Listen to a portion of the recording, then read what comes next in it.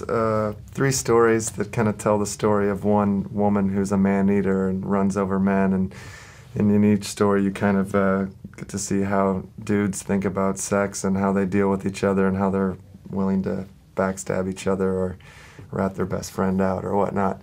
So yeah, it's like all centered around this woman named Belle Gunnis, and she's the Black Belle, and yeah, she's kind of a mystery in most of the movie until the end, but you kind of just follow around this guy and another fella named Jordan Harkins, and they have an adventure. Then we wake up in a basement with myself and the other actor that I'm with, Brett Roberts, and then we move on to our third story, which is more centered around the Belle.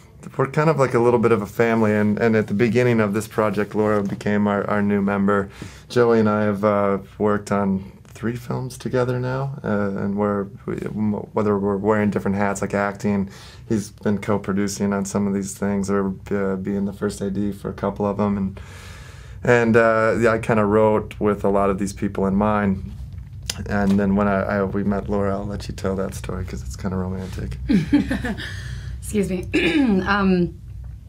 Yeah, I was acting in LA, and I was working on an audition with Brett Roberts, who is another producer and also acted in the film that Brian mentioned. And he asked me for a ride to his friend's house for a production meeting, and I said sure. And I asked him what it was for, and he said it's for this movie. And he told me about it, and I was kind of, the wheels in my head were turning. What he didn't know is that I had been looking to get into producing, and I had a little bit of money to invest. So I kind of asked him about the movie, and he told me about it and pitched me without knowing it. And I said, well, I have a little money to invest. Maybe I want to read the script. So he invited me up. He said, come in and meet Brian. I did. I planned on being there for 5 minutes, grabbing a couple of DVDs and a script. You were there till like 2 in the morning. I got there at 9 p.m. and I was there until 2 in the morning. Brian and I just instantly hit it off. It was like we'd known each other forever.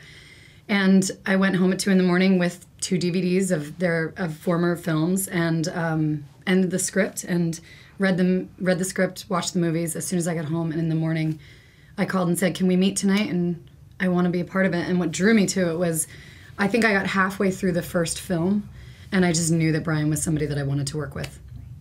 It was clear that his brain was going to be prolific in film, in my opinion. Perversion is one. I'm a big fan of like Todd Solondz's movies and Jim Jarmusch, so I think you'll see like little elements of that, or at least I've been told that, which is like a yes to me kind of thing. But the idea of doing like a guy's locker room movie, like the way guys just talk about sex or whatever when they're with each other, when other women aren't around, it's like that was kind of interesting or appealing to me, and going behind the male curtain, if you will, And well, the scene that I probably prized or had the most fun doing was the scene when Jordan and I run into this bar that's kind of closed down, and the only people in the bar are these like kind of C-level celebrities, but they're all play themselves. It's quite funny and like self-effacing. They're celebrities in our minds, in our hearts, in our lives. But you got like Jason London from Dazed and Confused. You got Ron Jeremy, who's quite notorious, and Robert Russler, Jimmy Duvall, who's a very close friend of ours, and they all play themselves. And it was fun to kind of be in this room of legends who've seen so much and been around filmmaking for so long.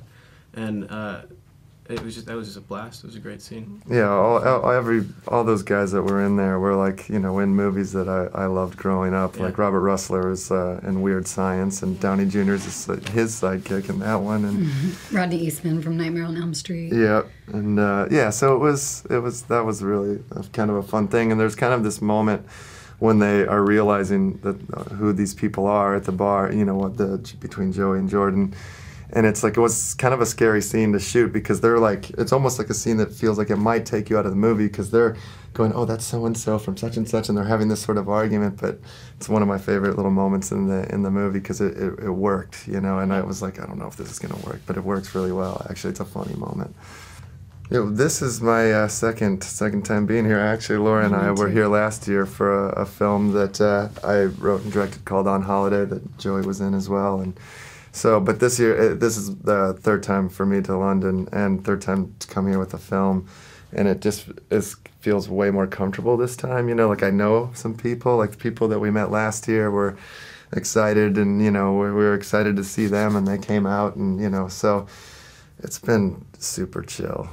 Yeah, it's been awesome. And you guys Raindance has been great. They've been really nice to us, and yeah. It's a great festival. Yeah. It's a really, I've been to a lot of film festivals, and I was thinking yesterday after our screening, I really want to come back here. Like, I hope, you know, our next movie is here too, and because it really is a kind of like, it feels like an independent film festival, and not all of them do, you know. So. Yeah, they haven't sold out yet. It doesn't seem like, yeah. They won't.